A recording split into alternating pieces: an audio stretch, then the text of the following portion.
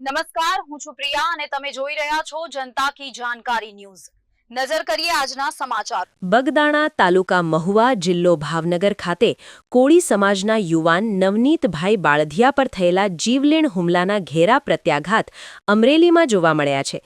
આજે અમરેલી શહેર તથા તાલુકા સમસ્ત કોળી સમાજ દ્વારા એકત્રિત થઈને નાયબ કલેક્ટર એટલે કે પ્રાંત અધિકારી સાહેબને આવેદનપત્ર પાઠવી આરોપીઓ સામે કડકમાં કડક પગલાં લેવાની માંગ કરી છે।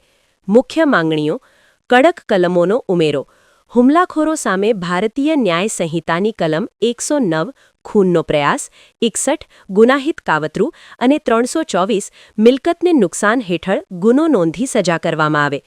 કાવતરાની સચોટ તપાસ, સોશિયલ મીડિયામાં વાયરલ થયેલા વિડીયો કયા મોબાઈલથી ઉતારાયા, કોના કહેવાથી ઉતારાયા અને આ આખું કાવતરું કયા સ્થળે રચાયું તેની ઊંડી તપાસ કરવામાં આવે। આરોપીઓની ધરપકડ, ગુનામાં સંડોવાયેલા તમામ આરોપીઓ અને જે આરોપીઓની ધરપકડ હજુ બાકી છે તેમને તાત્કાલિક ઝડપી પાડી જેલ હવાલે કરવામાં આવે। પોલીસ પર કાર્યવાહી, આ ગંભીર ગુનાની તપાસમાં જે આવેદનપત્રમાં સ્પષ્ટ ચીમકી આપવામાં આવી છે કે જો સમાજની આ ન્યાયિક માંગણીઓ સ્વીકારવામાં નહીં આવે। આ કાર્યક્રમમાં અમરેલી શહેર તેમજ તાલુકાના સમસ્ત કોળી સમાજના આગેવાનો, યુવાનો, સમાજના ભાઈઓ ઉપસ્થિત રહ્યા હતા। રિપોર્ટર સમીર ખોખર, વીજપડી।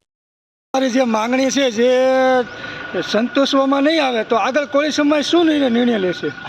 અમારે સમસ્ત કોળી સમાજના આગેવાનોની માંગણી અમોએ પણ કરેલ છે અને અમારા રાજકીય અને સામાજિક સરકારમાં જે પ્રતિનિધિઓ, ધારાસભ્ય હોય કે મંત્રીશ્રીઓ હોય કે અન્ય જે કંઈ હોદ્દેદારો હોય, જે પ્રમાણે નિર્ણય લે છે આગામી દિવસોની અંદર ન્યાય નહીં મળે તો તે પ્રમાણેનું અમે સરકાર સામે જે કંઈ કરવાનું થતું હોય, રજૂઆત કરવાની થતી હોય તો રજૂઆત કરશું અને કોઈ પણ પગલાં લેવા માટે અમારા ઉપલા જે અમારા સમાજના પ્રતિનિધિઓ કાર્યક્રમ આપશે તે પ્રમાણે અમે તમને સહયોગમાં રહી અને નવનીતભાઈને ન્યાય અપાવીને જમશું, એ જ અમારી આશા અને અપેક્ષા છે।